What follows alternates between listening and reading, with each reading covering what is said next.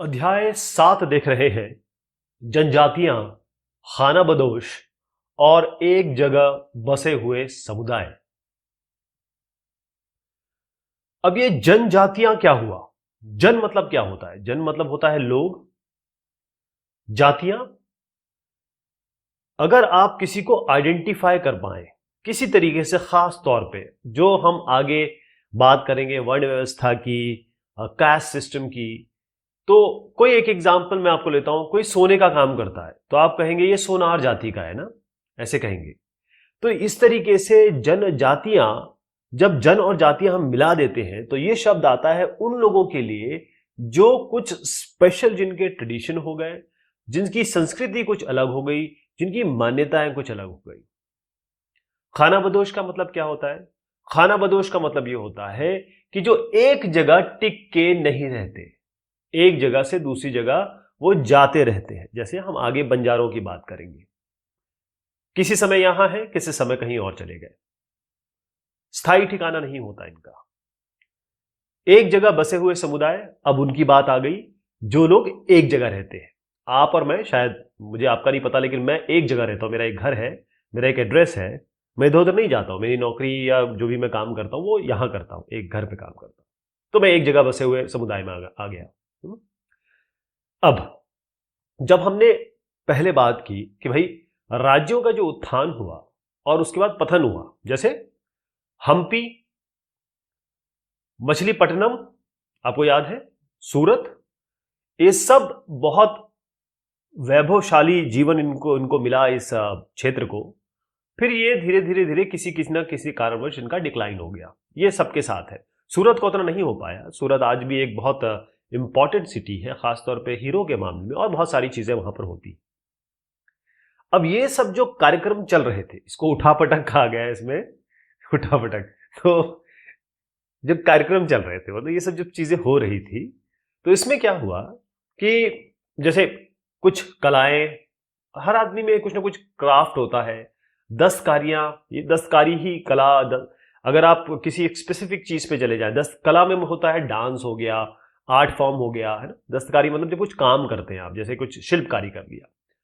और जो प्रोडक्शन हो रहा था, यानी उत्पादन, उत्पादन की बात करूंगा, यहां पर जब ये सब चीजें हो रही थी, है ना, तो अलग अलग जो शहर है, गांवों में ये सब चीजें, दस्तकारी, उत्पादन, कलाएं, ये भी फल फूल रही थी। अच्छा, इस जमाने में हम बहुत बहुत लंबे समय की बात करते हैं। 750 से मैं आपको 1750 के बीच में बात करता हूं, ध्यान रखिएगा। और मैंने आपसे पहले भी कहा कि जो 1200 से 1556 का है और 1556 से 1707 का है, ये थोड़ा सा स्पेसिफिक हम बात करते हैं, क्योंकि ये जमाना था दिल्ली सल्तनत का, और ये जमाना आपका हुआ इसका मुगल एम्पायर का, है ना। तो इसमें हर जगह ऐसा नहीं हुआ। देखिए, राजनीतिक परिवर्तन भी हो रहा है, क्योंकि ये कोई मुगल आया, कभी कोई बाहर से आ गया, कभी यहां से इन्होंने फाइट कर ली, कभी इन्होंने उधर से फाइट कर ली, ये सब कार्यक्रम चलते रहे। इसका मतलब राजनीतिक तौर पे भी, पॉलिटिकल तौर पे भी, सामाजिक तौर पे भी, और आर्थिक, अमीर गरीब, पैसा कम पैसा, समाज थोड़ा बदला, ये सब परिवर्तन भी हुए। लेकिन एक जैसे नहीं रहे। ऐसा नहीं कह सकते कि आप पूरे सब कॉन्टिनेंट, जो यहां हो रहा है वो यहां हो रहा है, जो वहां हो रहा है यहां हो रहा है, ऐसा नहीं है। ठीक। तो हुआ ये कि जो सब कॉन्टिनेंट है हमारा, इसमें समाज जो था, सोसाइटी जो थी, जैसे लोग रहते हैं, आपकी कम्युनिटी एक होगी, वो वर्ण व्यवस्था के हिसाब से उस जमाने में चलती थी, या उसको डिवाइड किया गया था। पहले आपको मैं वर्ण व्यवस्था बताता हूं, क्योंकि ब्राह्मणों ने बताया, ब्राह्मणों ने ये सुझाया था, बताया था, उन्होंने प्रेषित किया था, उन्होंने बताया था कि भाई ये जो वर्ण व्यवस्था है वो इस तरीके की होगी, उन्होंने बताया था। अब क्या हुआ कि जो किंग है, किंग, अब मैं आपको बताऊंगा किंग कहां आते हैं, लेकिन पहले समझ लीजिए कि राजा तो सबसे बड़ा आदमी होता था। उन्होंने इसको स्वीकार किया, उन्होंने माना कि ठीक है, जो वर्ण व्यवस्था ब्राह्मणों ने बताई है वो हम एक्सेप्ट करते हैं। तो हुआ ये कि जो अमीर था वो अमीर होता चला गया, जो गरीब है वो गरीब होता चला गया। ये फासला, ये जो दरमियानी है, ये डिस्टेंस जो है, वो इस जमाने में, ये कहें कि सुल्तानों के जमाने में और मुगल एम्पायर के जमाने में, मुगल के काल में, और ज्यादा कॉम्प्लिकेटेड हो गया। तो पहले आप समझिए क्योंकि देखिए कास्ट सिस्टम और वर्ण व्यवस्था इसमें थोड़ा डिफरेंस है। जाति, कास्ट है ना, जाति और जो वर्ण है, वर्ग है, उसमें अंतर है। तो पहले आप समझ लीजिए इसमें उस जमाने में जो बहुत गूढ़ता से इसको पालन किया जाता था, और शुरुआत कहां से हुई थी, ब्राह्मणों ने की थी। जैसे आप जो आज पाठक जी देखते हैं, द्विवेदी, त्रिवेदी, चतुर्वेदी, ये सब जो है उसमें उसमें आते थे। अब तो जमाना खैर चेंज हो गया, सब नॉर्मल हो गया। ब्राह्मण सबसे ऊपर, सबसे ऊपर वो जो पूजा करते थे, वो जो भगवान की को और भगवान की चीजों को, जैसे श्रीमद् भगवद गीता हो गया या और भी जितने सनातन धर्म की चीजें हैं उनका ज्ञान रखते थे, संस्कृत बोलते थे, ये सारी चीजें। सेकंड लेवल पे आते थे क्षत्रिय। क्षत्रिय का मतलब ये होता है कि लड़ना, अपने देश, अपना क्षेत्र को बचाने के लिए फाइट करना, वॉरियर्स। फिर आते थे ट्रेडर्स, जो खरीद फरोख्त करते थे, सामान लिया, सामान दिया, कुछ बनाया, कुछ किया, है ना, काम करने वाले लोग जो इधर से उधर प्रॉफिट मेकिंग करते थे, इन्वॉल्व थे ट्रेडिंग में। बिल्कुल बगैर ट्रेडिंग के तो अर्थव्यवस्था चलती नहीं, पैसे कहां से आएंगे, है ना। वो लोग जो पैदा करते थे चीजों को और हाथ से काम करते थे। एग्रीकल्चर, अगर मैं बड़ा एग्रीकल्चरिस्ट लूं, बहुत बड़ा फार्मर हो गया तो वैश्य हो जाएगा, लेकिन जो उनके घर, उनके यहां लेबर का काम कर रहा है, वो शूद्र में आ जाएगा। और शूद्र ये है जो सब कामगार लोग हैं। इसके नीचे एक और व्यवस्था है जो इसमें नहीं दी गई, वो है अतिशूद्र। अतिशूद्र मतलब जो बहुत ही निचले दर्जे का, जिनको माना गया कि जो गंदा उठाएंगे, जिनका छूना भी मुश्किल है, अछूत कहा गया, अनटचेबल कहा गया।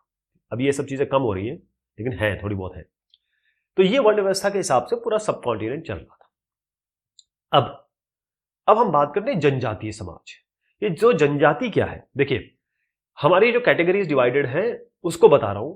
सबसे पहले जो है वो जनरल कैटेगरी आती है, जो हमारे कॉन्स्टिट्यूशन या कहें कि सरकारी इसमें अमले में चलती है। एक जनरल हो गया कैटेगरी, एक हो गया आपका ओबीसी, अदर बैकवर्ड क्लासेस, एक हो गया आपका एससी, और एक हो गया आपका एसटी। एसटी जनरल, जैसे मैंने बताया, ये यहां से यहां तक, ये यहां से ये लोग, ये लोग, ये लोग, ये सब जनरल में आ जाएंगे। ओबीसी इनमें से जो थोड़ा सा आधा पार्ट ले लीजिए और यहां के पार्ट ले लीजिए, थोड़ा सा यहां का पार्ट ले लीजिए। ऐसे जो बैकवर्ड रह गए, मतलब वो गरीब बहुत ज्यादा नहीं है, लेकिन वो पिछड़े हैं, पिछड़े हैं, अदर बैकवर्ड क्लासेस। एससी का मतलब होता है शेड्यूल कास्ट। इसमें जो वो जाति सूचक वर्ड मैं यूज नहीं कर सकता हूं, आपको पता है कि, लेकिन एससी आप समझ रहे होंगे कि जैसे गंदा मैला ढोने वाले या थोड़े छोटे काम करने वाले, ठीक। वो शेड्यूल ट्राइब जो है इससे थोड़ा अलग है, क्योंकि ये सारी वर्ण व्यवस्था में आ गए, तीनों वर्ण व्यवस्था में आ गए। इसमें एसटी जो है वो अलग है। एसटी जो है वो ट्राइब है।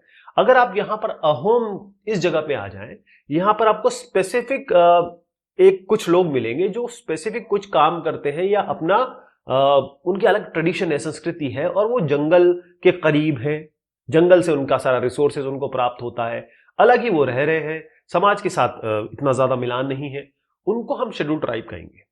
इनका सबका रिजर्वेशन है। अगर गवर्नमेंट जॉब में देखें, किसी का 27% है, किसी का 21% है, किसी का कुछ परसेंट है, ऐसे ऐसे करके 27, 21 इस तरीके से परसेंट है इनका, 7 या 8 है।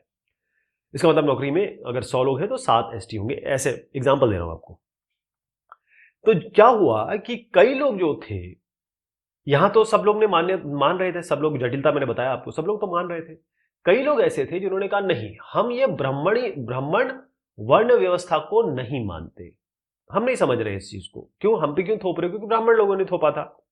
उस जमाने के हिसाब से सही होगा, इसको गलत मत समझिए। ब्राह्मण समझदार भी होते हैं, इंटेलिजेंट भी होते हैं, बहुत बढ़िया वो है ना। उस जमाने में जो हो रहा था उस हिसाब से ये हिस्ट्री है, इसको कभी भी कोई दिल पे ना ले, किसी भी समय में उस जमाने में चलता था। तो कई लोगों ने कहा हम नहीं माने, होता है, कई लोगों का मत होता है, उन्होंने नहीं माना ये। तो वो लोग जो इन कर्मकांडों को नहीं मानते थे, जिनके सामाजिक नियम अलग होते थे, कुछ अलग ही नियम है उनके, उनको हम जनजातियां कहते हैं। वही समझ गया आप जनजातियां क्या हुई?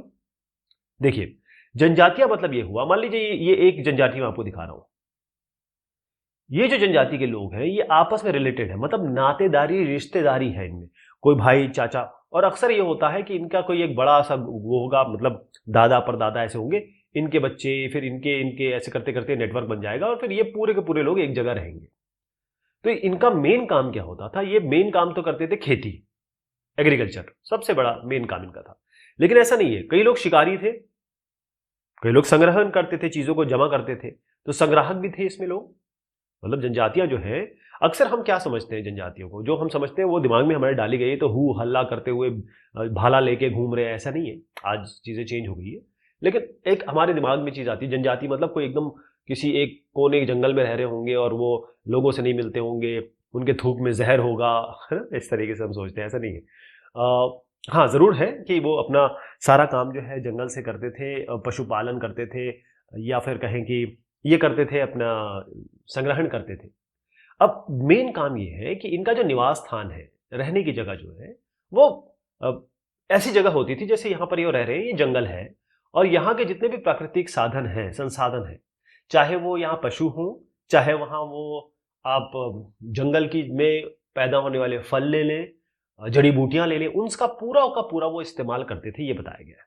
और इस्तेमाल करते हैं, आज भी है। अगर आप खासतौर पे छत्तीसगढ़ में चले जाएं, या अहोम इस जगह पे चले जाएं, या इस जगह पे चले जाएं, बहुत सारी जनजातियां हैं जो आज भी। अच्छा, एक और चीज मैं भूल गया, यहाँ अंडमान निकोबार इस चैप्टर में नहीं है, जरावा हो गया, या जो हमारी ऐसी प्रजातियां हैं जो जो आज तक लोगों से मिली नहीं है, उनको संरक्षित करके रखा गया है।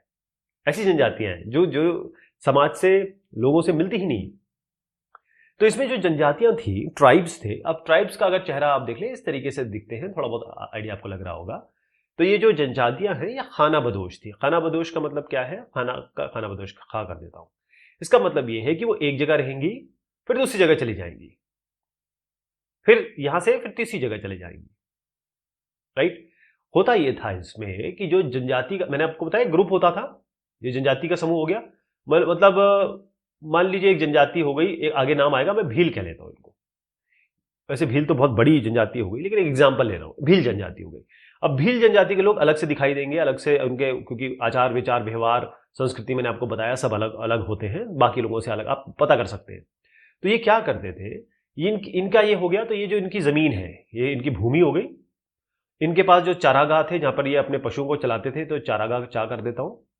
तो इनके पास जो एक तो भूमि हो गई और चारागाह, इसका नियंत्रण यही लोग रखते थे। जैसे भील हो गए, एग्जांपल ले रहा हूं, ये सारे के सारे लोग इसका नियंत्रण रख रहे हैं, मतलब खुद के पास कंट्रोल है, और ये अपने नियम खुद बनाते थे। भाई हमारे ये नियम है, हो सकता है ये नियम थोड़ा सा दूर जाएंगे, दूसरी जनजाति के अलग हो, तो अपने नियम के हिसाब से ये काम करते थे। और फिर परिवार में इसका बंटवारा भी इस तरीके से करते थे कि भाई हमारे नियम बन गए कि भाई ऐसे लड़की को आधा मिलेगा, लड़कों को एक चौथाई मिलेगा, एग्जाम्पल ले रहा हूं। तो ऐसे नियम इनके होते थे कि जमीन किस तरीके से बांटी जाएगी, या और जो, क्योंकि बहुत सारी इंसानी लाइफ में बहुत सारी चीजें आती हैं, तो ये सारी चीजें वो अपने नियम के हिसाब से चलते थे। तो हमारा जो ये उस जमाने की मैं बात कर रहा हूं, ये जो जनजातियां हैं बहुत ज्यादा, बहुत फली फूली इस जमाने में। और अगर आप देखें कि जनजातियां इनको इसलिए कहा जाता है, शेड्यूल ट्राइब इसलिए कहा जाता है कि अक्सर उस जमाने में, आज भी थोड़ा बहुत ऐसा है, लेकिन ऐसा नहीं, अभी इतना ज्यादा नहीं है, पहले जो जो जमाने की मैं बात कर रहा हूं, जंगल, बड़ा मिडिवल पीरियड की बात कर रहा हूं, जंगल, पहाड़, रेगिस्तान, और ऐसे दुर्गम जगह, मतलब पहाड़ों के ऊपर बहुत दूर दूर जगह पे ये जो अलग अलग प्रजातियां हैं, ये यहां निवास करती थी। इसीलिए ये लोग कटे रहे, मेन समाज से, मेन शहरों से थोड़े से कटे से रहे, और उन्होंने अपनी जिंदगी आराम से जी। होता ये था कि ये हो गए जनजाति, ये जनजाति ग्रुप हो गया। ये एक ऐसा ग्रुप हो गया जो सामाजिक वर्ण व्यवस्था को मान रहा है, मतलब वो जो शहर में रह रहे हैं, या फिर ये कहें कि वो लोग जो वर्ण व्यवस्था को मान रहे हैं कि हम ब्राह्मण हैं, हम क्षत्रिय हैं, तुम शूद्र हो।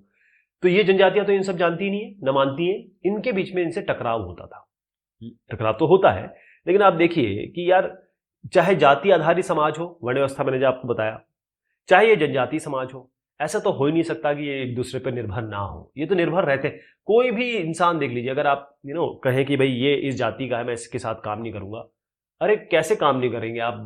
आप उसके बगैर जिंदगी चलेगी नहीं, आप खुद अकेले के सारे काम नहीं कर सकते। एक इंसान हमेशा, उसको दूसरे की रिक्वायरमेंट होती ही होती है। तो इनके बीच में टकराव भी होता था, लेकिन ये आपस में निर्भर भी रहते थे। क्लियर हो गया? ओके। अब सवाल उठता है कि जनजाति लोग कौन थे? अभी तक आपको आइडिया लग गया होगा कि ये कौन थे। होता यह है कि अगर हम दिल्ली सल्तनत की बात करें, तो हमको बहुत सारे इंस्क्रिप्शंस मिले, अभिलेख मिले। और अगर हम मुगल काल में आ जाएं, तो हमें क्या मिला?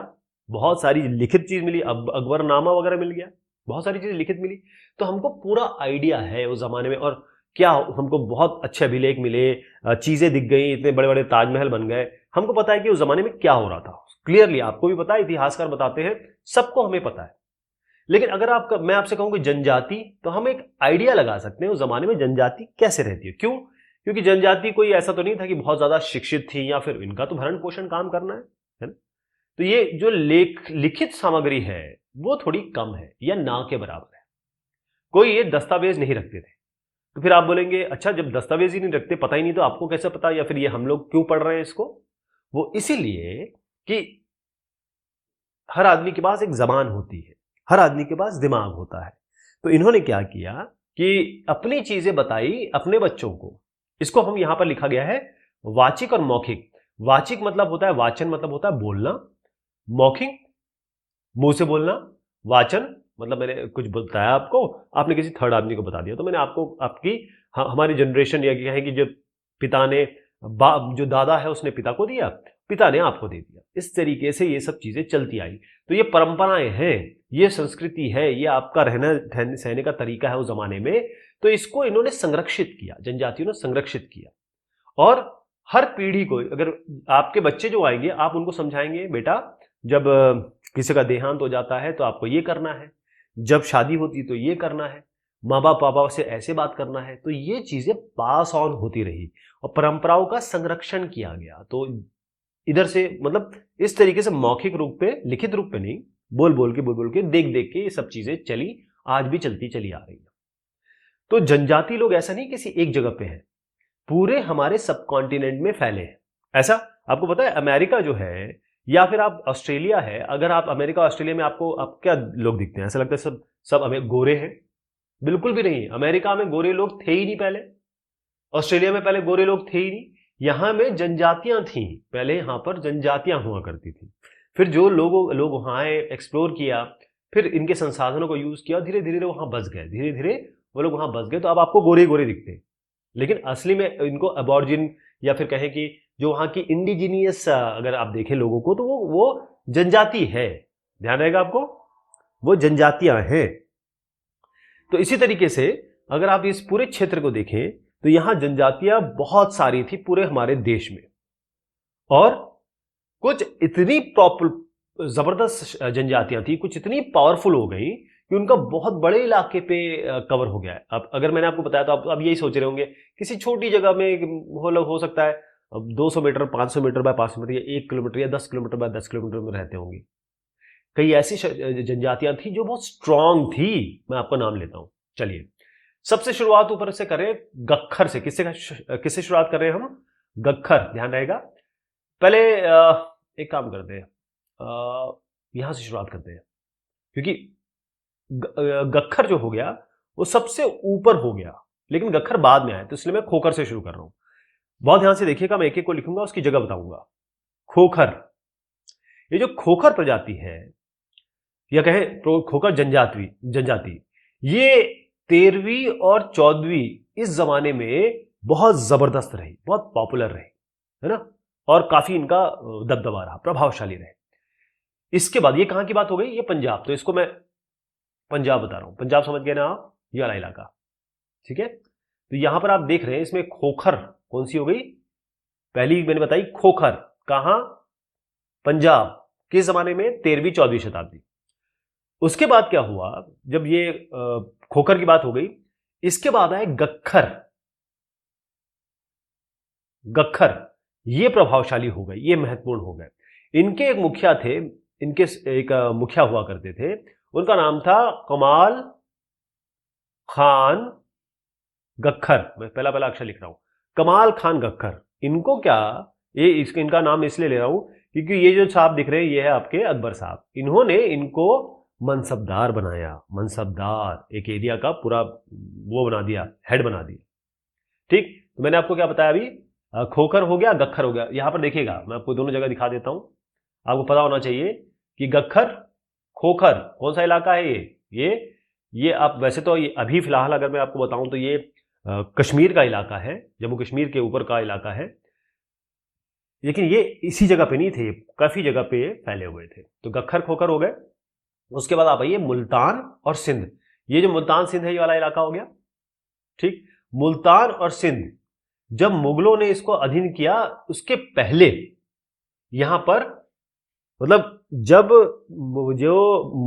मैं जो सुल्तान कह रहा हूं, या फिर ये कहें कि हमारे मुगल एम्पायर जो यहां पर कवर करने से पहले यहां पर थे लंगा, नाम लिख रहा हूं, लंगा और अरघुन। क्या है? लंगा और अरघुन। कौन सी जगह बता रहा हूं मैं आपको? ये क्षेत्र मुल्तान, क्षेत्र देख लीजिएगा इनका, मुल्तान और सिंध। अब उसको जगह दिखा देता हूं आपको, दिमाग में बिठा लीजिए, नाम आती है आपको पता रखना चाहिए किस जगह की बात हो रही है।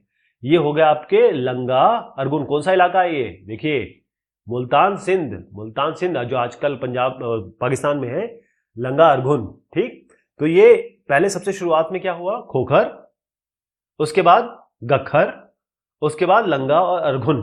इनकी जगह जगह सब अलग है, ऐसा नहीं कि एक के बाद एक आया, ऐसा नहीं, सबकी जगह भी अलग है। लेकिन ये इंपॉर्टेंट है कि मुगल से पहले के अधीन इनको किया जाए। लंगा और अरघुन ये बहुत प्रभावशाली थे। कहां? मुल्तान और सिंध में। अब आइए आप उत्तर पश्चिम में, देखिए ध्यान रखिएगा, ये होता उत्तर दक्षिण, ये होता पूर्व, ये पश्चिम। ध्यान रहेगा, उत्तर दक्षिण पूर्व पश्चिम। तो जब मैं उत्तर पश्चिम की बात करता हूं तो यहां पर उत्तर, ये इस जगह की बात हो रही है, तो हम इस जगह की बात करें।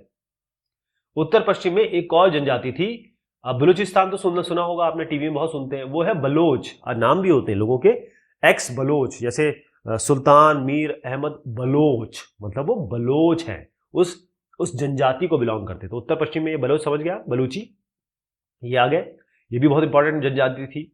अब ये जो बलोच थे, इनके लिए एक स्पेशल चीज बताई गई है कि ये जो बलोच थे ये अलग अलग कुलों में बंटे होते थे, क्योंकि अलग अलग कैटेगरी, मतलब ये कुल हो गया, जैसे हमारे यहाँ होता है कि किस कुल के किस कुल से हो आप, तो अलग अलग कुल में बंटे होते थे। इसमें एक चीज इसमें बताई गई है। पश्चिमी हिमालय की बात करूं, देखिए हिमालय ये रीजन है, हिमालय रीजन है, मैंने बताया उत्तर दक्षिण पूर्व पश्चिम, मतलब पश्चिम हिमालय मतलब ये इलाका हो गया, ये हिमालय हो गया, उत्तर दक्षिण पूर्व पश्चिम, ये पश्चिमी हो गया। तो यहां पर एक और जाति है गड्डी, गडरिया। गडरिया क्या कौन होते हैं? जो जानवरों को चलाते हैं, जानवरों को चराते हैं, चलाते हैं। तो क्या हो गया? गड्डी। कौन कौन सी बता दी मैंने? बलोच तो बता दिया, बलोच भी लिख देते हैं। बलोच कौन सा इलाका हो गया आपका? पश्चिम, उत्तर पश्चिम, उत्तर पश्चिम समझ तो रहे होंगे ना, ये पाकिस्तान और इंडिया के इस भाग की बात हो रही है आज के जमाने में। फिर गड्डी गडरिया, वो भी यहीं पे आ जाइए, पश्चिम हिमालय, मतलब इस थोड़ा सा ये पार्ट ले लीजिए आप, उत्तर दक्षिण पूर्व पश्चिम, इस इलाके को आप ले लीजिए, यहां पर ले लीजिए। तो यहां पर कौन से हो गए? गड्डी गडरिया। अब आइए आप उत्तर पूर्व। उत्तर पूर्व क्या होता है? देखिए, ये हो गया उत्तर, ये पूर्व, मतलब इस इलाके की बात कर रहे हैं, मतलब उत्तर पूर्व यहां की बात कर रहे हैं। यहां पर कौन सी प्रजाति है? कौन सी प्रजाति है? अहोम नागा, इनके बारे में ज्यादा बात होगी। कौन से हो गए? अहोम नागा। चित्र चित्र अगर आप देखते चले, ठीक है, सबके मैंने चित्र यहां दिए हुए, इस यहां देखिए, ये है अहोम ट्राइब, अहोम ट्राइब, ये है चेर, ये भी आगे आने वाला है अभी। तो ये सब ट्राइब की चित्र भी देखते रहिए आप। हाँ, तो अहोम नागा क्या हो गए? इस जगह के, यहां पर अहोम नागा, अहोम नागा, खासी, जयंतिया सब है यहाँ पे, हम सबके नाम नहीं ले रहे हैं, लेकिन आपको पता होना चाहिए, जो जो यहां पर लिखे हैं वो सब आपको पता होना चाहिए। कौन से हो गए? अहोम नागा। मैं इनको दोबारा डिस्कस करूंगा, चिंता ना करें आप। अभी आज का अगर हम जो आज का ये इलाका है बिहार और झारखंड, यहां पर क्या है? यहां पर है चेर। ये कहां है? चेर। कौन सा इलाका? अहोम, अहोम नागा तो समझ गया ना, नॉर्थ ईस्ट कर देता हूं। चेर कहां के हो गए? ये जो चेर दिख रहे हैं आपको, यहां पर है आज का जो बिहार है और झारखंड, बिहार और झारखंड, ध्यान रहेगा। ये 12वीं सदी की बात कर रहा हूं मैं, 12वीं सदी। तो यहां पर इनके सरदार शाहियों का उदय हो गया। कहने का मतलब यह है कि सरदार, इनके सरदार वगैरह बनने लगे। सरदार किस तरीके से हुए देखिए, और उसके बाद क्या हुआ? यहां पर है ये अपने बादशाह अकबर, ठीक, इनके सेनापति। अभी ये बादशाह अकबर नहीं है, अकबर मैंने आपको दिखा दिया, ये आपको पता है, ये बादशाह अकबर नहीं है, अकबर ये है। ये कौन है? कौन है? औरंगजेब है, ये औरंगजेब, ये मानसिंह। तो जो बादशाह अकबर है उनके एक सेनापति थे, ये साहब हो गए, इनका नाम है राजा मान सिंह। इन्होंने क्या किया? इन चेरों पे, इन साहब ने इन पे चेरों पे 1591 में कर दिया हमला और हरा दिया। ठीक है, लूट खसोट की, वो तो होता ही है। लेकिन पूरी तरीके से इनको अधीन नहीं कर पाए, अपने कंट्रोल में नहीं ले पाए। फिर क्या हुआ, औरंगजेब आए। औरंगजेब के समय क्या हुआ, मुगल सेनाओं ने, जो पहले नहीं हो पाया, उन्होंने इन पे कब्जा कर लिया और फिर चेर जो है वो मुगल एम्पायर के अंडर में आ गए। ये जो चेर है, कौन सा इलाका, चेर का बिहार झारखंड जो आज का है, ओके, इनको अपने अधीनस्थ बना लिया। अब और अगर हम यहां देखें, इसी क्षेत्र में बिहार और इसी क्षेत्र में मैं आपको दो और दिखा रहा हूं, बहुत इंपॉर्टेंट आ रही हैं। उनका नाम है मुंडा संथाल। थोड़ा नीचे आ जाइए, वही इलाका है लेकिन थोड़ा उड़ीसा बंगाल पे आ जाइए। चलिए, उड़ीसा बंगाल कौन से हो गया सर, ये संथाल, मुंडा संथाल। क्या कहा गया यहां पे, देखिए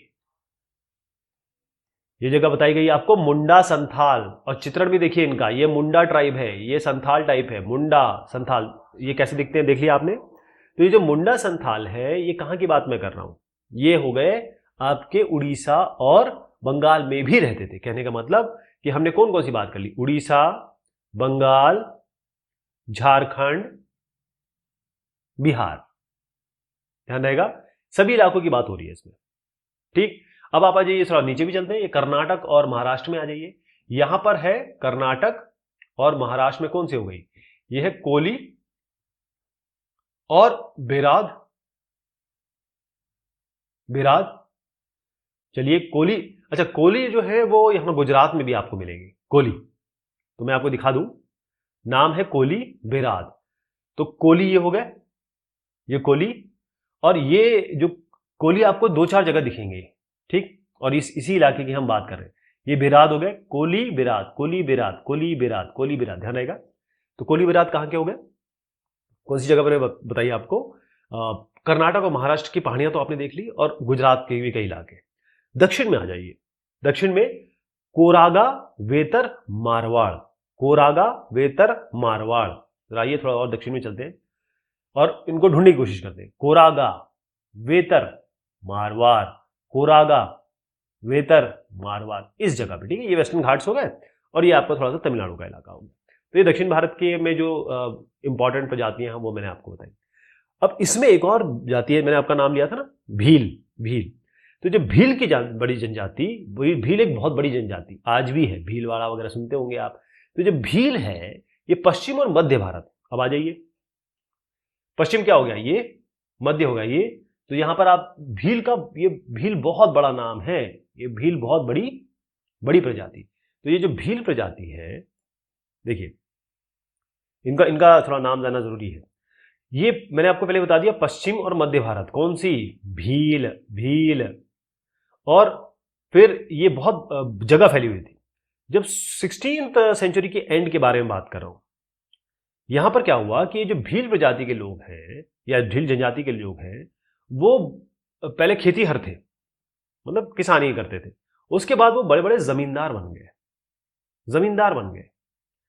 और इसमें कई लोग ऐसे थे जो अभी भी शिकारी या संग्राहक बने रहे। तो अगर आप देखें कि ये तो भील की बात हो गई, थोड़ा छत्तीसगढ़ आपको ले जाऊंगा। कहां ले जाऊंगा, छत्तीसगढ़। कहां ले जाऊंगा, मध्य प्रदेश। कहां ले जाऊंगा, महाराष्ट्र, आंध्र प्रदेश। यहां पर आ रही है एक और बड़ी प्रजाति, कौन सी प्रजाति, गोंड। गोंड, भील और गोंड तो आपको दिमाग में बिल्कुल बिठा लेना है। चलिए, ये है गोंड, कौन सी हो गई, इनके नाम से पूरा एरिया है गोंडवाना, एक ट्रेन चलती है गोंडवाना एक्सप्रेस, ठीक। कौन हो गए, मध्य प्रदेश, छत्तीसगढ़, महाराष्ट्र। मध्य, अगर गोंडवाना एक्सप्रेस में आप जाते हो या गए हो तो ये सारे अपने स्टेट छूती है वो, आंध्र प्रदेश में गोंड, गोंड, ठीक है। हम बात कर रहे हैं 750 से 1750 ईस्वी की, यानी 8वीं शताब्दी से लेकर 18वीं शताब्दी के बीच में। तो इस जमाने में कौन कौन से प्रमुख जनजातियां हुई जो आज भी हैं, बहुत सारी आज भी हैं।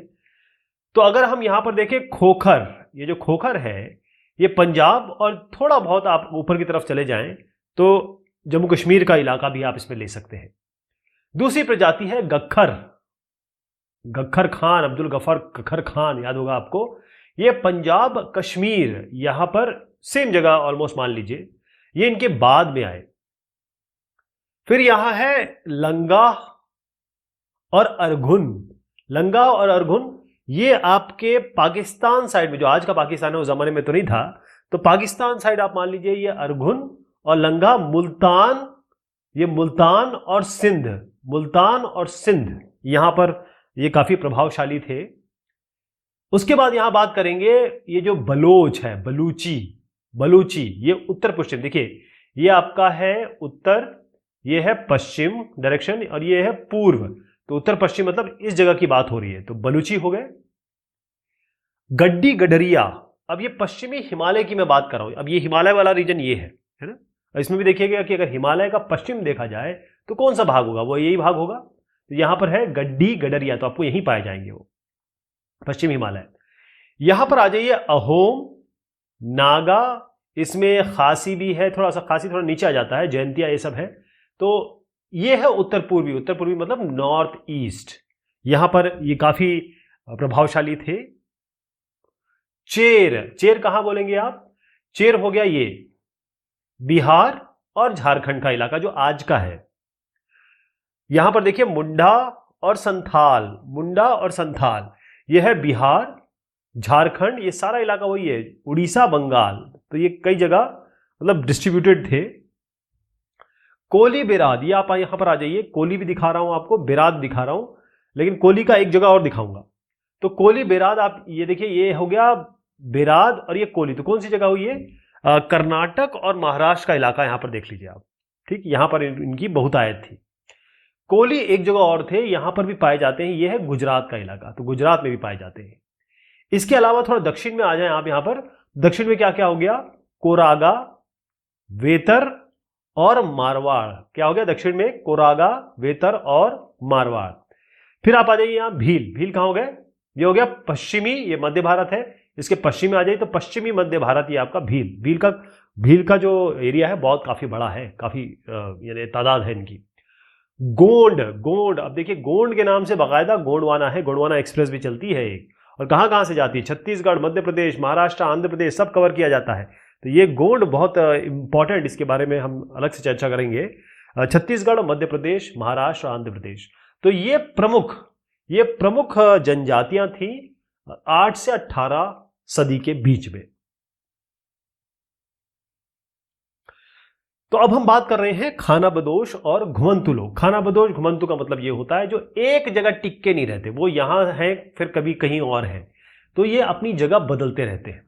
तो इनके साथ होती थी जानवर, इनके साथ नॉर्मली देखा जाए तो जो खानाबदोश होते थे या खानाबदोश चरवाहे जो होते थे, चरवाहे कौन होते हैं, जिनके पास जानवर होते हैं और इन जानवरों को वो चराते हैं और उसके साथ वो आगे आगे निकल जाते थे।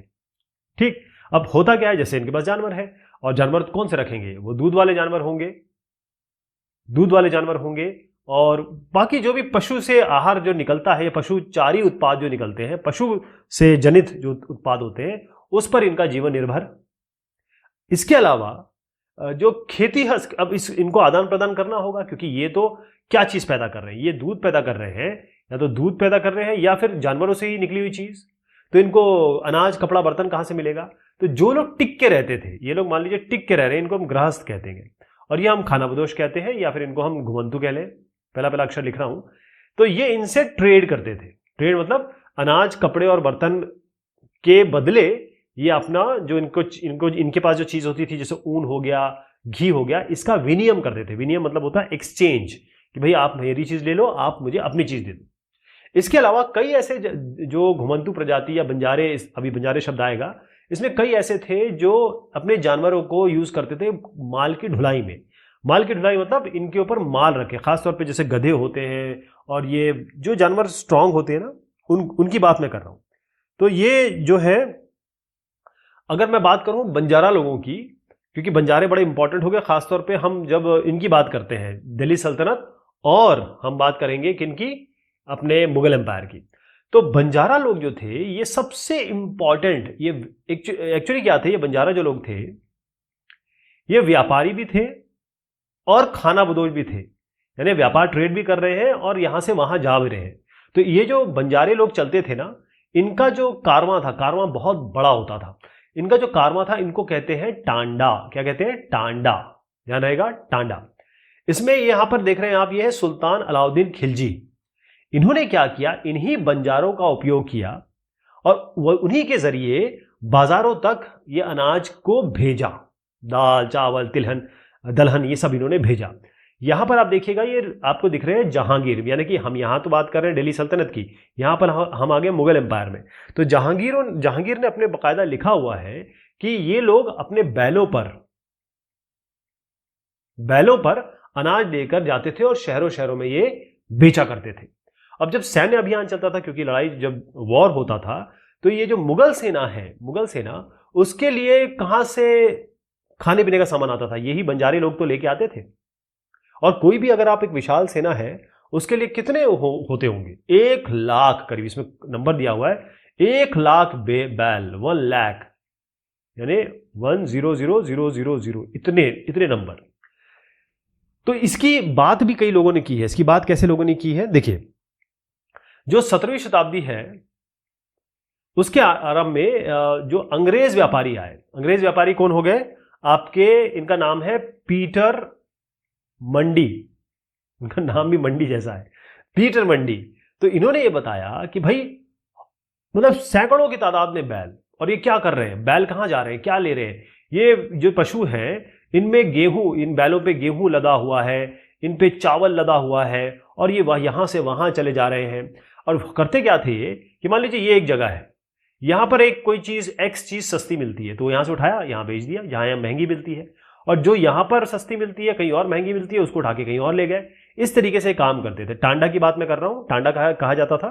तो टांडा में आप मान लीजिए 6 से करीबन 700 लोग हो सकते थे, 600 से लेकर 700 तक इतने सारे लोग हो सकते थे।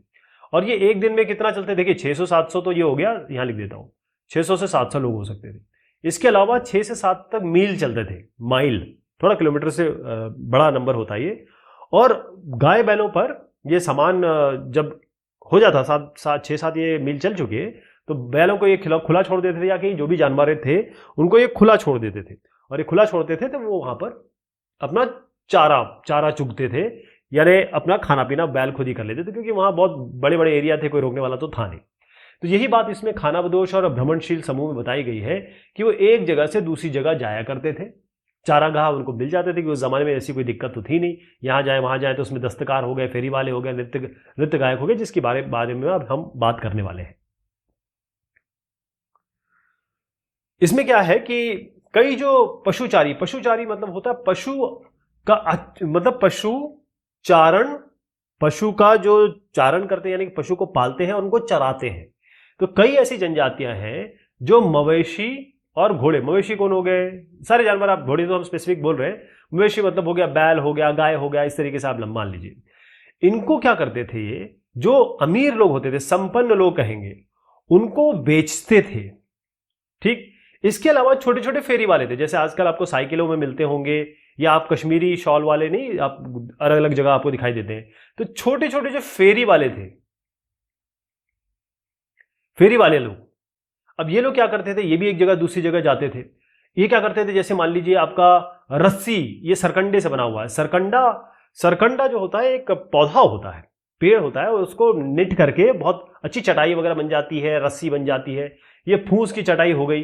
तो कौन कौन सी चीज हो गई, एक तो सरकंडे की चीज, ये आप थोड़ा ध्यान रखिएगा, सरकंडे की चीज हो गई। इसके अलावा फूस की चटाई जिसपे लोग बैठते हैं, फूस हो गया, ये फूस की चटाई हो गई। इसके अलावा जो मोटा बोरा है, इसके माल बनाते थे और बेचते थे। कई भिक्षुक लोग भी होते थे, यानी कि भिक्षा मांगते थे यहाँ वहां जाके। इसके अलावा इनमें नर्तक लोग होते थे, नर्तक मतलब नाचने वाले, गाने वाले, गायक, और बहुत सारे जो तमाशा दिखाते थे, जादू वगैरह दिखाते थे।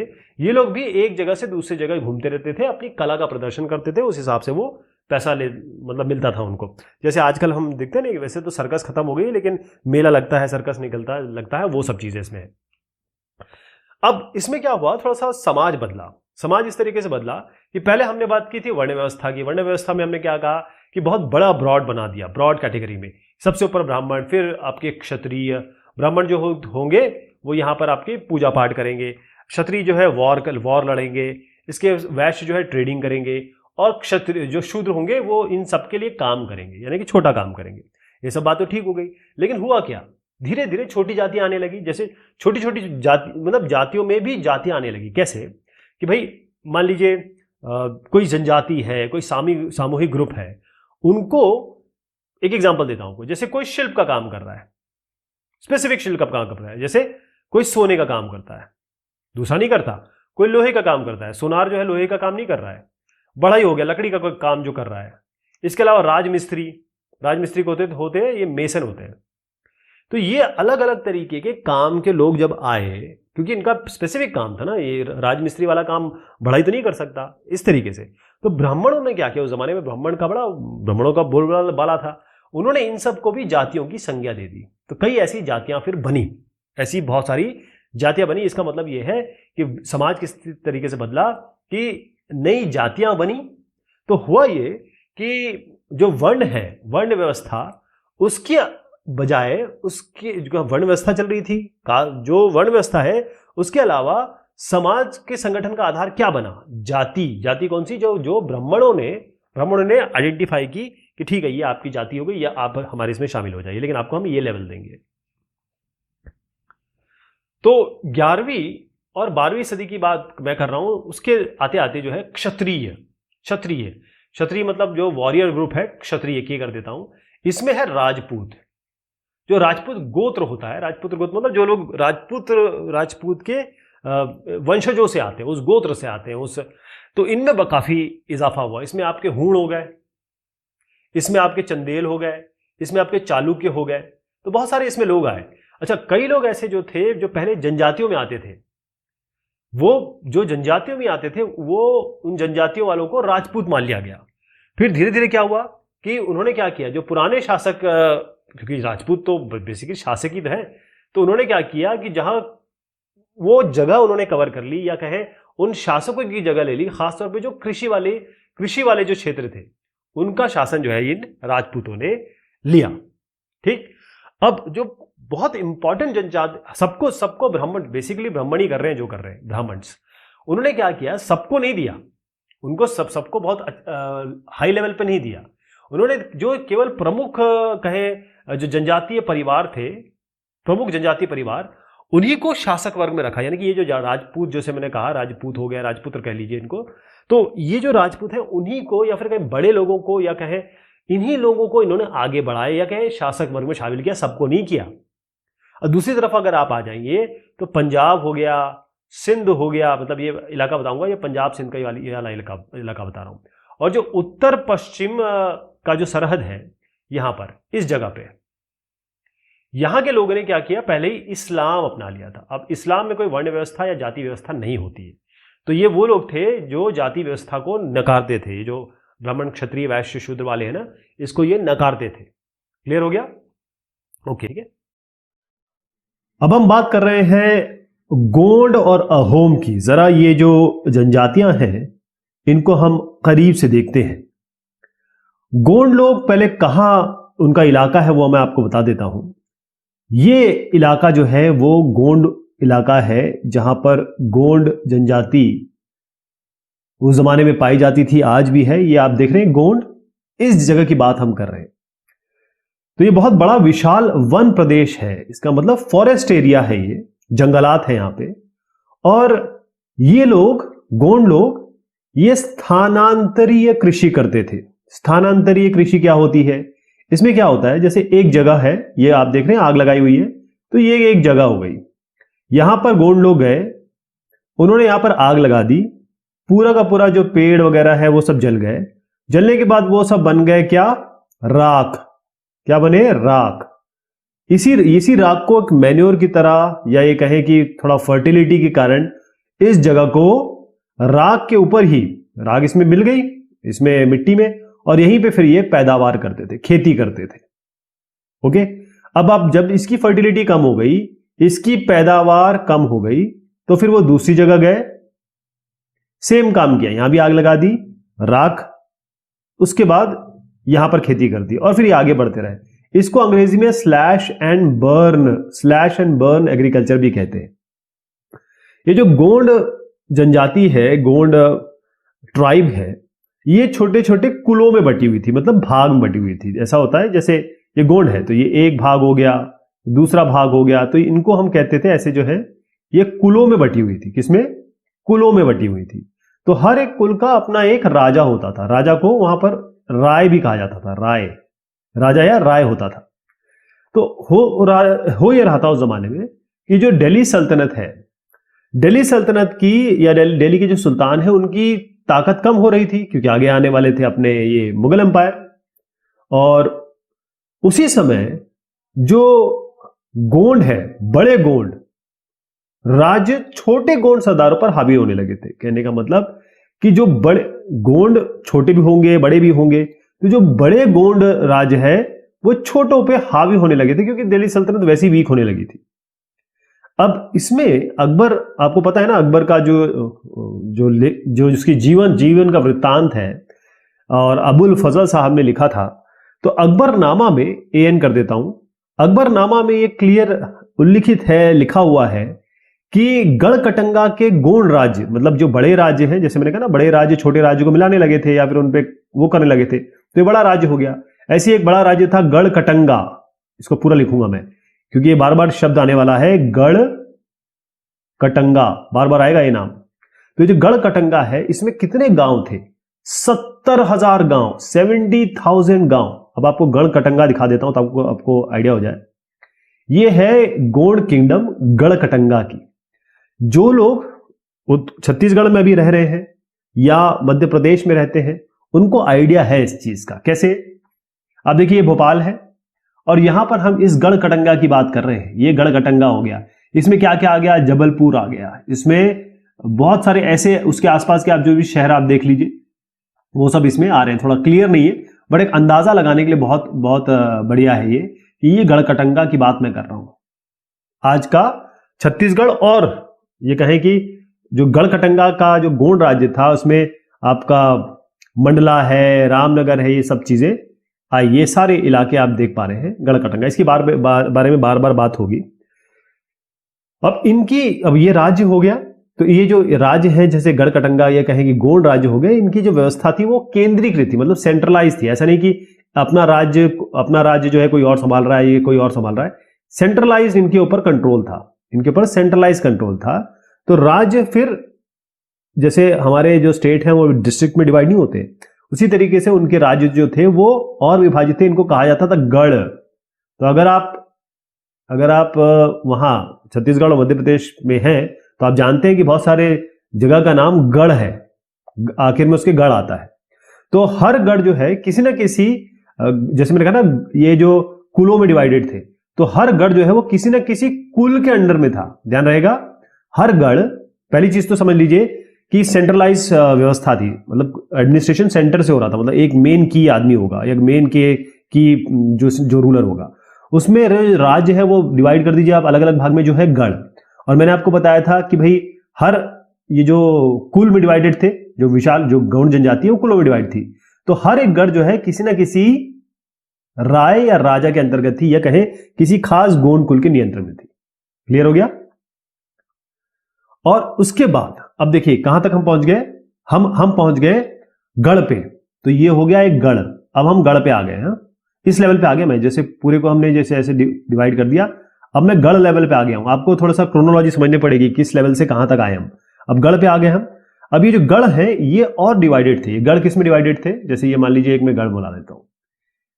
ये गढ़ थे 84 गांवों में डिवाइडेड थे। मतलब अगर मैं इसको डिवाइड करूं तो ऐसे 84 भाग बनेंगे। इसको बना नहीं सकता अभी मैं, लेकिन 84 भाग समझ लीजिए। इसीलिए इनको कहा जाता था 84।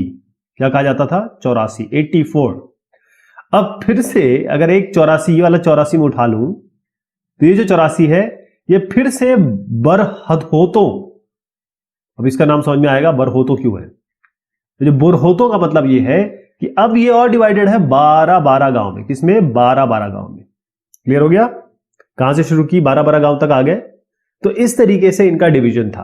तो यहां आप देखेंगे कि ये जो गोंडवाना इलाका मैं आपको बता रहा हूं, ये इसमें आपको गढ़ मिलेंगे। ये बायरोगढ़, चावरागढ़, ठीक है, ये नर्मदा नदी यहां पर आपकी बह रही है, और मांडला वांडला सब इस जगह पे है। ये सूबे की सीमा इन्होंने बताई है इस डार्क से, और ये आपकी ये वाली सीमा भी बताई है, सरकार की सीमा। तो अब अंदाजा तो लग गया होगा ना आपको किस तरीके से वो राज्य करते होंगे। ठीक, ज्यादा डीप में जाने की जरूरत नहीं है, बस ये 84 याद रखना आपको, और ये बड़होत याद रखना है। ओके, लेकिन हुआ क्या, जैसे बड़े बड़े राज्य जब बने, जैसे अभी मैंने आपको बताया कि भाई बड़े जब राज्य बने तो धीरे धीरे इनमें डिवीजन आने लगा। मतलब जब बहुत बड़े राज्य बन जाते हैं तो कुछ लोग तो अमीर अमीर हो जाते हैं या फिर शासक वर्ग में आ जाते हैं, कुछ बेचारे गरीब के गरीब रह जाते हैं। मतलब सामाजिक असमानता इसमें बढ़ने लगी, जो कि अमूमन जनजातियों में नहीं होता है। ओके, अब क्या किया, जो गोंड राजा थे, जैसे मैंने आपको अभी एग्जांपल दिया कि जो गोंड, अभी कईयों का नाम भी आने वाला है, अभी मैं इनका नाम भी बताऊंगा आपको। जो गोंड राजा हैं, ब्राह्मण लोगों ने गोंड राजाओं से जमीन लिया। ये कहें कि राजाओं ने, मैं राजा बना देता हूं, इन्होंने ब्राह्मणों को जमीन दी और प्रभावशाली बन गए ये ब्राह्मण लोग। ठीक, जमीन ली और अब गोंड सरदारों को राजपूतों के रूप में, क्योंकि अब ब्राह्मण को आप दे रहे हो, ब्राह्मण के हाथ में सारी व्यवस्था है। ब्राह्मण कहेगा कि भाई आप की जाति हम मानते हैं, तो या आपको राजपूत मानते हैं, आपको जो मानते हैं तो वो चलेगा। तो अब गोंड सरदारों ने कहा कि ऐसा है कि अब हमको ना ब्राह्मण किसी तरीके से ये कह दें या फिर हम राजपूत बन जाएं, मतलब वॉरियर्स के ग्रुप में आ जाएं। ठीक, तो इसी श्रृंखला में, यही सोच में क्या हुआ कि जो गढ़ कटंगा, आप बहुत ध्यान से सुनिएगा, ये जो गढ़ कटंगा, गढ़ का कर देता हूं, ये जो गढ़ कटंगा है, इसके गोंड के राजा जो थे उस जमाने में, राजा अमनदास, इनका चित्रण देख लीजिए, ये है अमनदास। ठीक है, ये है अमनदास। तो ये जो साहब थे, इन्होंने अपने आप को, जैसे क्या होता था, जैसे आपने पहले भी एग्जांपल मैंने आपको दिया था कि लोग चाहते थे कि भाई वो ब्राह्मण योनि में या उसमें पैदा हुए गोत्र में, लेकिन वो चाहते थे कि हम वो बन जाएं क्षत्रिय, या कई क्षत्रिय थे वो ब्राह्मण बनना चाहते थे, ऐसा कुछ चलता था वहां पे।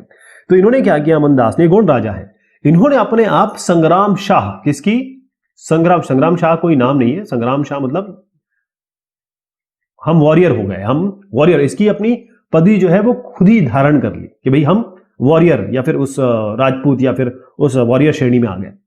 अब इनके जो पुत्र थे, उनके पुत्र थे दलपत, क्या नाम था, दलपत। इन्होंने जो महोबा के चंदेल राजपूत, महोबा के चंदेल राजपूत, ध्यान रहेगा, इनके पुत्र, देख अमनदास से बात शुरू हुई है, गढ़कटंगा के राजा अमनदास, इन्होंने अपने आप संग्राम शाह, क्योंकि बनना चाहते थे भाई हम वॉरियर बनना चाहते थे, क्योंकि थे ट्राइब, गोंड जनजाति के थे, बनना चाहते थे ये कुछ राजपूत जैसे, तो संग्राम शाह की इन्होंने उपाधि ले ली।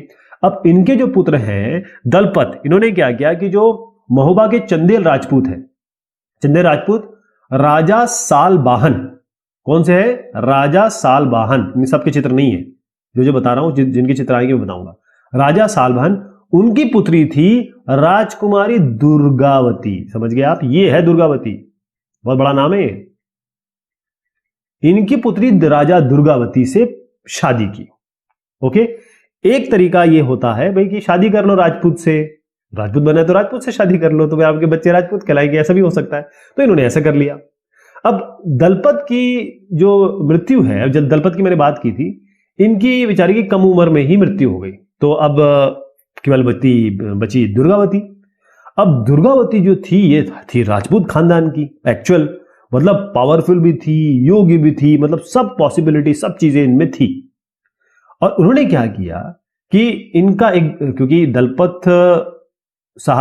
साहब की और मैं यहां कर देता हूं, दलपत प्लस दुर्गावती, तो इनसे एक पुत्र पैदा हुआ, और वो छोटा बच्चा था, उसका नाम था वीर नारायण।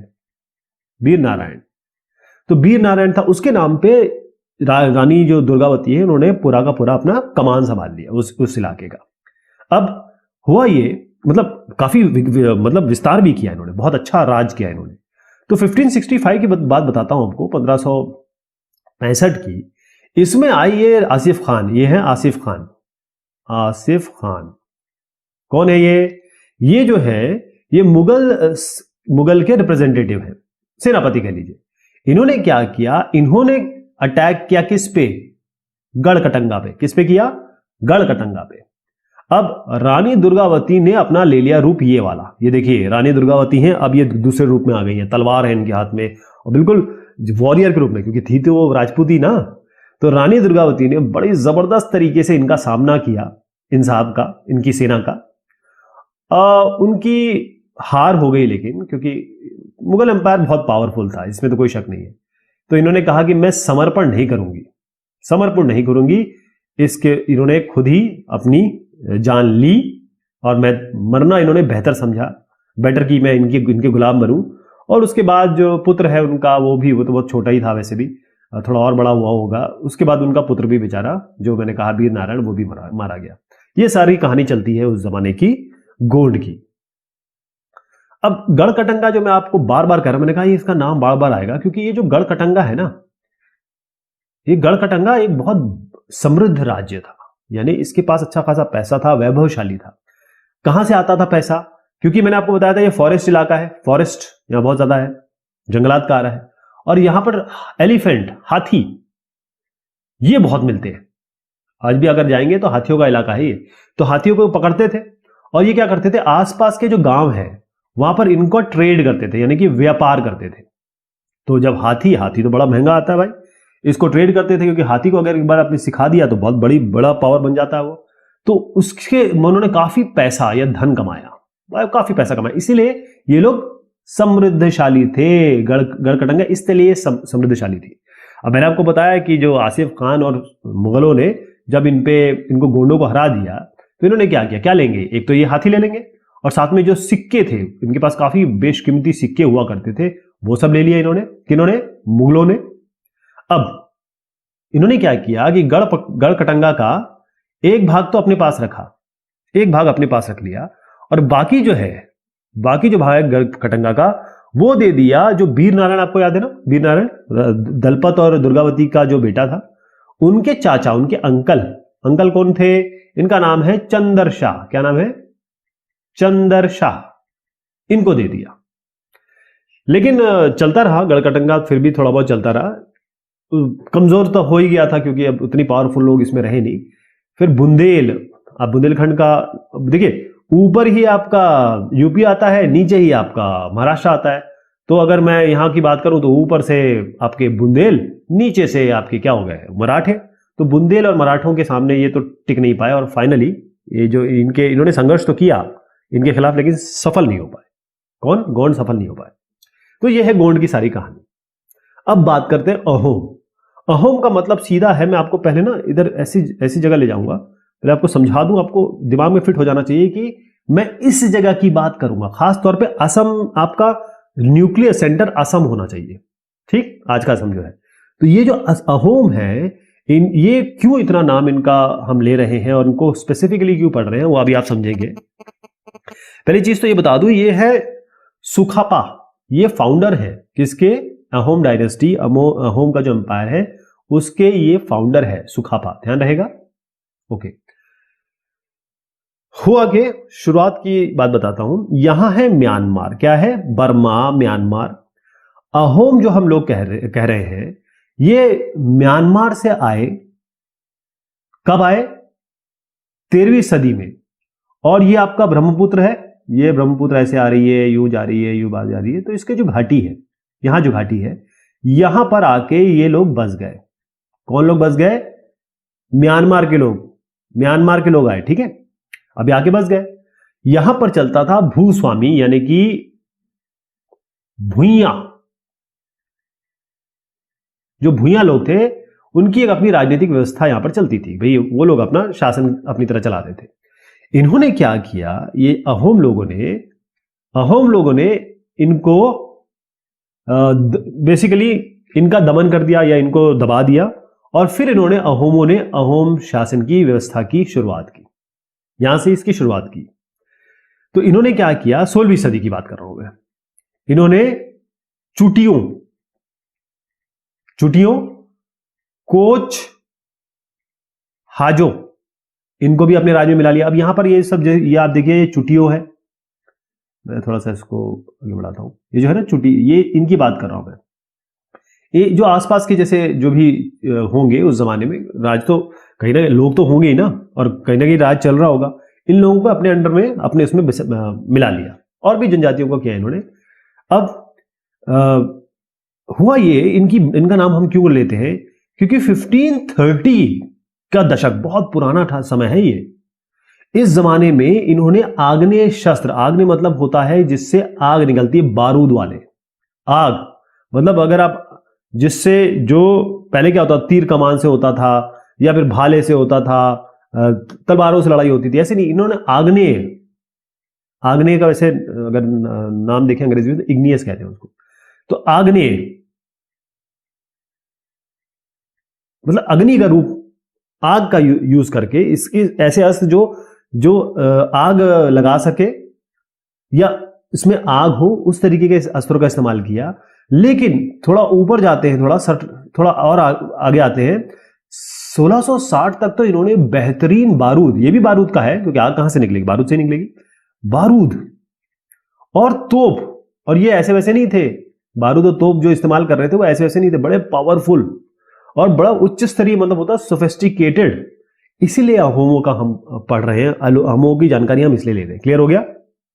लेकिन हुआ ये कि अहोम भी है, अब कोई यहां से अटैक कर रहा होगा, कोई वहां से अटैक कर होगा, सबको अटैक तो होते ही है। तो अब आए भाई साहब मीर जुमला, 1662 की बात मैं कर रहा हूं, यहां पर आए मीर जुमला। मीर जुमला कौन थे? ये भी एक तरीके से रिप्रेजेंटेटिव थे किसके, इनके मुगलों के। इन्होंने अहोमों पर इन पे अटैक कर दिया, हमला किया। अब इनके पास तो आग्नेय भी था, बारूद भी था, तोप भी था, तो इन्होंने बहुत अच्छा मुकाबला किया, बहुत अच्छा मुकाबला किया। लेकिन क्योंकि छोटी डायनेस्टी है, मुगल एम्पायर बहुत बड़ा था, बेचारे ये हार गए।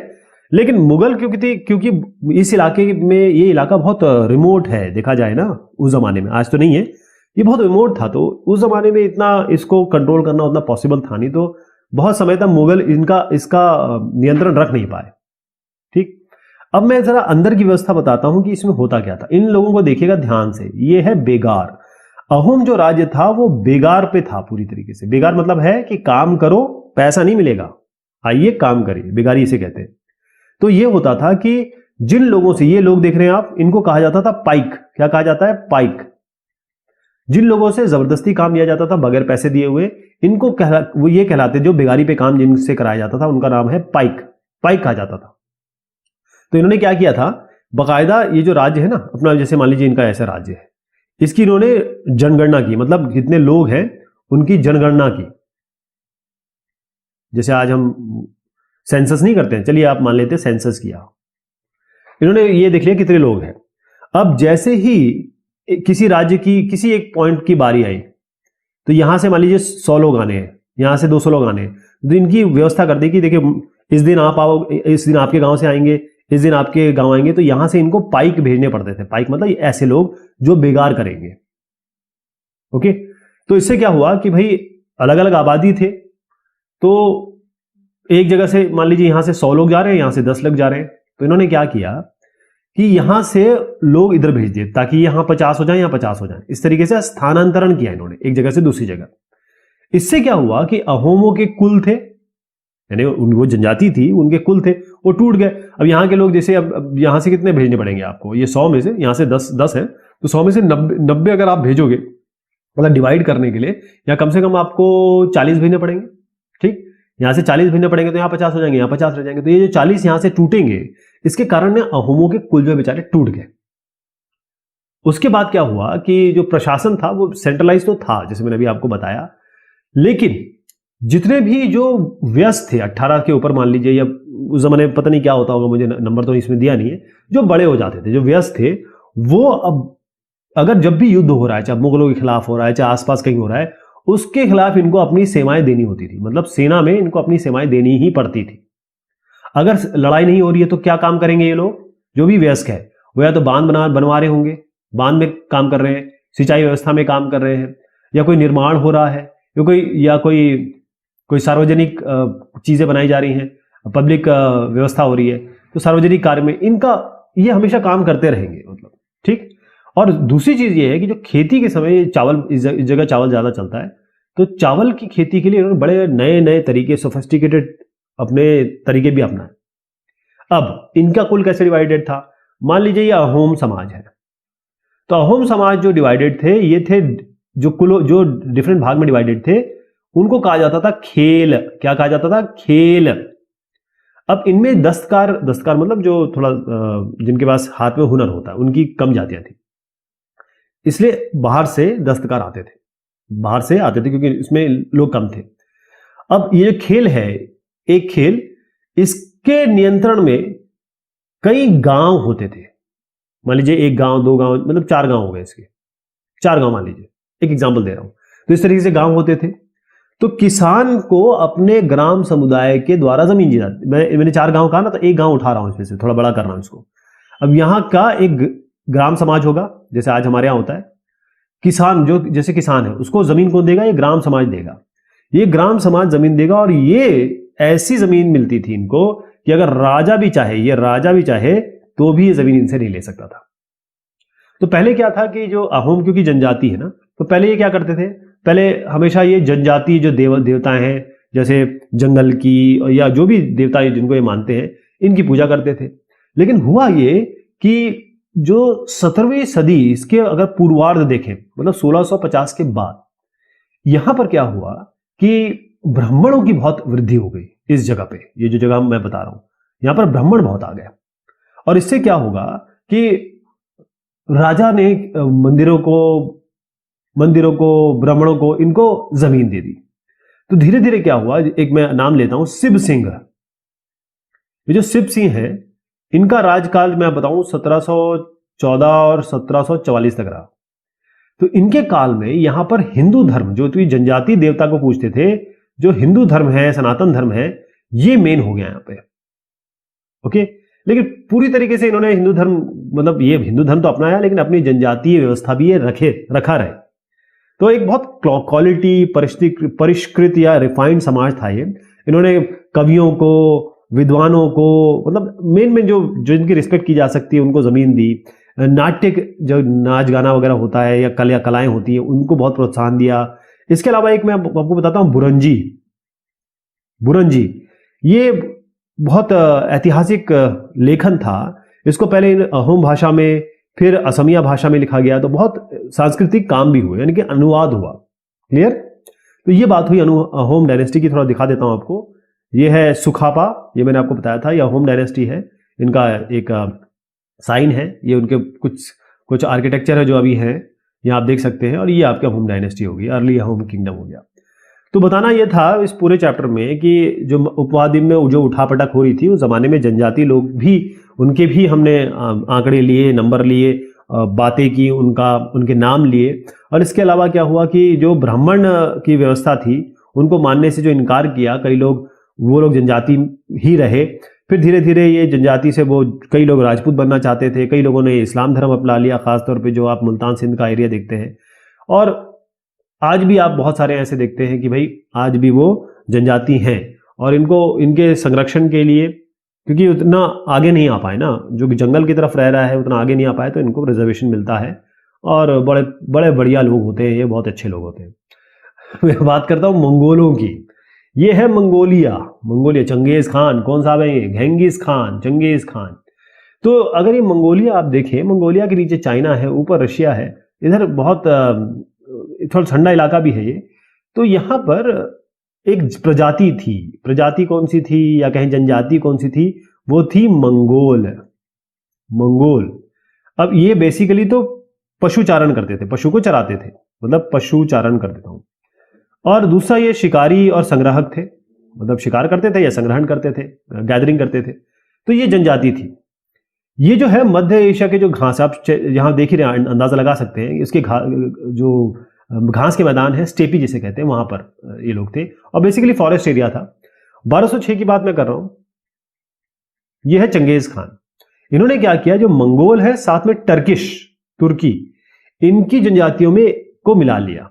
तो ये दोनों मिलके एक बहुत पावरफुल सेना बन गई एक तरीके से।